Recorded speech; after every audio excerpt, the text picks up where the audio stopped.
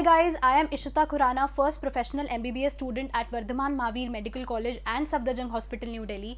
तो जो latest update है वो ये है कि UGC नेट 2020 का जो एग्ज़ाम है, जो NTA के थ्रू कंडक्ट कराया जाता था, वो पोस्टपोन हो गया है to second week of November. तो कहीं ना कहीं ये चांसेस हो सकते हैं कि नीट और जेई भी पोस्टपोन हो जाए, ये चांसेस हो सकते हैं। लेकिन इसका मतलब ये नहीं है कि हम आराम से बैठ जाएंगे और हम अपनी पढ़ाई छोड़ देंगे। हमें अपनी पढ़ाई पर फोकस बनाए रखना है, ये चीज़ नहीं छोड़नी है। आई नो बहुत ही डिफिकल्ट सिचुएशन है, हमें नहीं पता है, अनसर्टेनिटी है, लेकिन आपको ये ध्यान रखना है कि अगर इन केस 13 को हो जाता है एग्जाम, तो फिर हमारे लिए बहुत बड़ी एक प्रॉब्लम क्रिएट हो जाएगी और हम और ज़्यादा मेंटल स्ट्रेस में आ जाएंगे।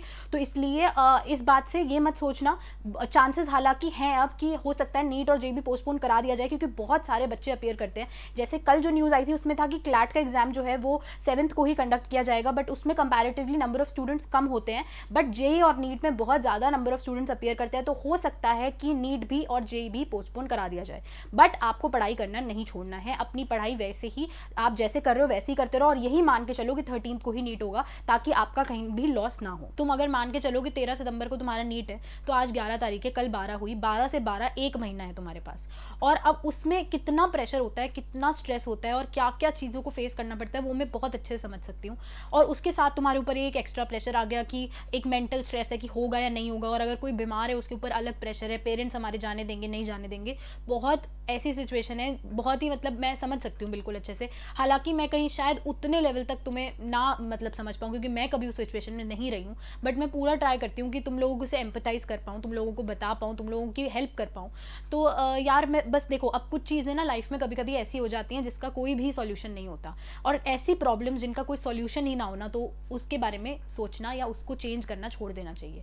आप ट्राई नहीं कर सकते, हमें पता है कि हम इस प्रॉब्लम का हम कोई डिसीजन नहीं ले सकते, हम कुछ भी कह लें, लेकिन जो भी ऑर्डर आएगा हमें वही फॉलो करना पड़ेगा। तो अब हम कुछ भी नहीं कर सकते, हम बहुत हेल्पलेस हैं। तो अब हमें क्या करना है, हमें इस सिचुएशन को साथ में मिलकर बहुत स्ट्रांगली, बहुत स्ट्रांग रहना है इस सिचुएशन में, बहुत अपना पढ़ाई को, अपने पढ़ाई पे फोकस नहीं छोड़ना है। कैसा भी हो देखी जाएगी जो होगा यार। अब हमें मतलब हम अपनी पढ़ाई पे फोकस रखेंगे, हम इसके चक्कर में अपनी पढ़ाई के टाइम को वेस्ट नहीं करेंगे, ये आप मुझसे प्रॉमिस करो। क्या करें या हम कैसे अपना सिलेबस कंप्लीट कर सकते हैं जिससे हम मैक्सिमम स्कोर ला पाएँ।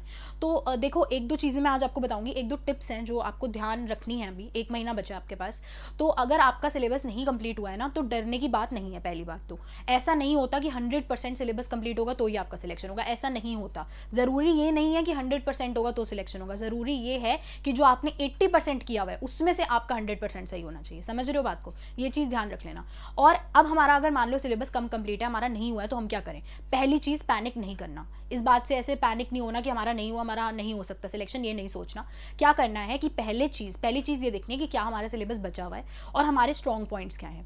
पहली, जैसे मैं हमेशा आपको बताती हूँ कि वेटेज वाइज अपना करो, एक वेटेज वाइज लिस्ट बना लो। मैंने वीडियोस भी डाली थी फिजिक्स की, केमिस्ट्री की, चैप्टर वाइज ओवरव्यू, जिसमें मैंने हर चैप्टर के क्वेश्चन बताए कितने आते हैं और कैसे आप उनको कर सकते हो, वो आप देख सकते हो वीडियोस। और क्या करो कि ऐसे वेटेज वाइज एक लिस्ट निकाल लो, या फिर आप कहीं लिख लो, जो भी करो। उसके बाद ना वो पहले वो चैप्टर्स करो जो वेटेज में भी ज़्यादा हो और जो ईजी भी हो, ये चीज़ ध्यान रखनी है। पहले ये चैप्टर्स कर लिए, उसके बाद क्या करो कि उसके बाद ना ऐसे बहुत सारे चैप्टर्स होते हैं, जैसे ना देखो नीट का जो पेपर बनाने का तरीका है, नीट का जो पेपर आता है ना, उसका कभी भी नोटिस करना, वो ट्राई करते हैं वो हर चैप्टर में से एक एक क्वेश्चन देंगे। तो हमें तो 4 नंबर मिलने हैं, चाहे हम डिफिकल्ट का सॉल्व करें चाहे हम ईजी का सॉल्व करें। हमें क्या करना है, पहले तो ईजी चैप्टर्स और हाई वेटेज कर लो, फिर ऐसे बहुत सारे चैप्टर्स हैं जिसमें से एक एक क्वेश्चन आता है, जैसे बायोमोलिक्यूल्स, पॉलीमर्स हो गया, केमिस्ट्री इन एवरीडे लाइफ हो गया। ये चैप्टर्स ऐसे हैं जिसमें से एक एक क्वेश्चन पक्का आता है और वो इसको कवर करते हैं। तो हम ये चैप्टर तीनों कर लेंगे, ताकि 3 क्वेश्चन हमारे पक्के हो गए और चैप्टर भी आसान है कि बस एक बार याद कर लिया अच्छे से और हमारा हो जाएगा। तो ये सब ऐसे चैप्टर करो जो मतलब जिसकी तुम्हें कम करने से कम टाइम में तुम ज़्यादा कर पाओ। और डिफिकल्ट टॉपिक्स, अगर कोई बहुत डिफिकल्ट टॉपिक तुम्हें लग रहा है कि मतलब ये तो हमसे होगा ही नहीं, हमें समझना पड़ेगा, उसको अभी के लिए छोड़ दो।